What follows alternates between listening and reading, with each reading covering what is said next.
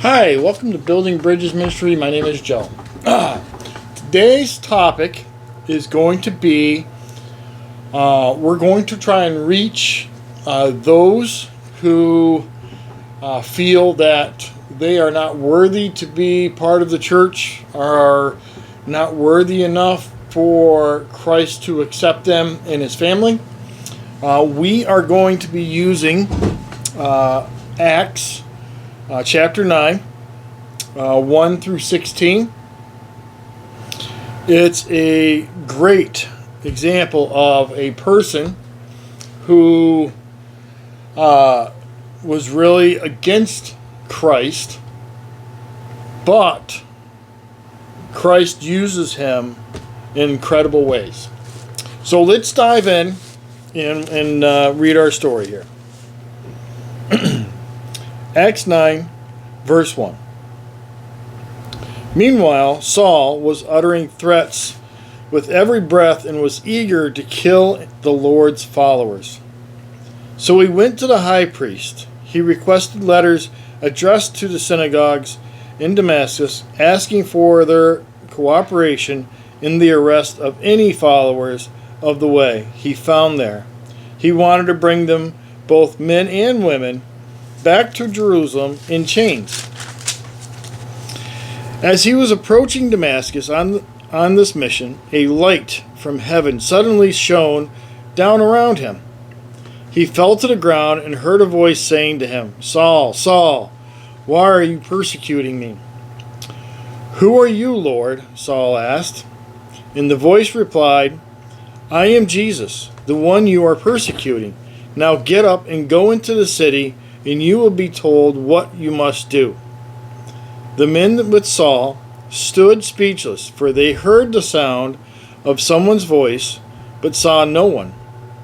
Saul picked himself up off the ground, but when he opened his eyes, he was blind.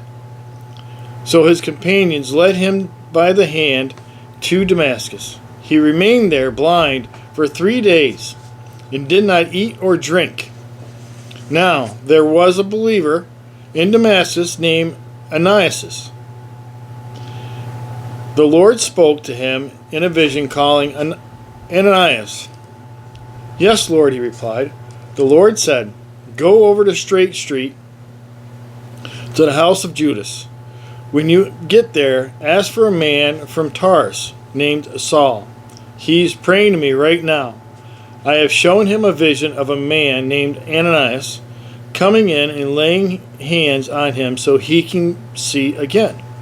"But Lord," exclaimed Ananias, "I have heard many people talk about the terrible things this man has done to the believers in Jerusalem. And he is authorized by the leading priests to arrest everyone who calls upon your name." But the Lord said, "Go, for Saul is my chosen instrument to take my message to the Gentiles and to kings, as well as the people of Israel, and I will show him how much he must suffer for my name's sake." Okay. Saul eventually gets the title of Paul, who the Lord, Christ, had him write many books of the Bible. So when we look at our lives and how messed up and how churned up our lives are, there's not a big enough mess for Christ to turn us down. He is pursuing us. He's pursuing us in such a manner that is just relentless. Because we've read in the Bible, God wants us all to return to him. Not a few of us, he wants all of us to return to him. So I guess I want to reach out to the people that say, if I go into church, the roof's going to fall down, or my life is so horrible that Christ is not doesn't want anything to do with me. True fact is, yes, he does. I know people who have done some pretty horrible stuff, who have been able to turn their lives around, to find their way back to Christ, and have become very encouraging people in the path of following Christ. Celebrate Recovery, a great example.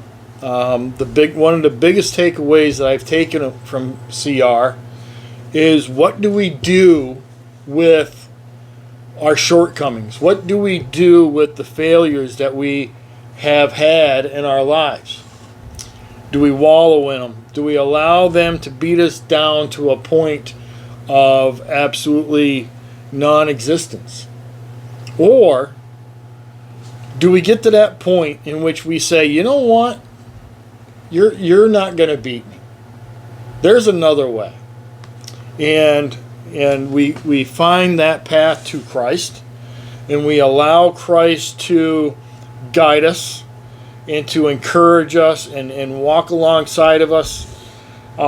Is it an immediate, bam, I'm fixed? Not necessarily. We're going to slip. We're going to fall. We're going to get stumbled on some rocks that get in front of us. But Christ is there the whole time to pick us back up, put us back on our feet, and to give us that hug when we really need that hug, to console us, to listen to our woes, right? And to listen to how we fell off that path, or we made the decisions that we made. So honestly, there's my suggestion is to find yourself a church. Step in.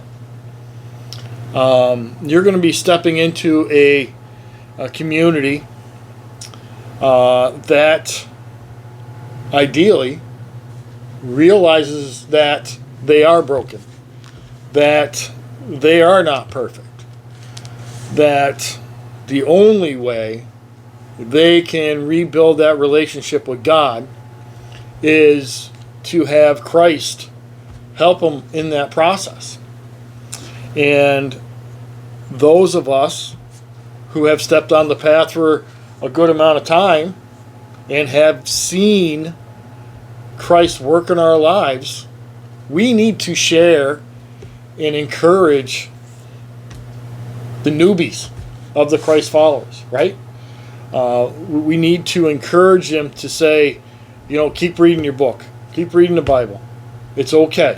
You're going to do it. You're going to make it. Keep coming this way. And the more that we encourage that way, the more they're going to have their success.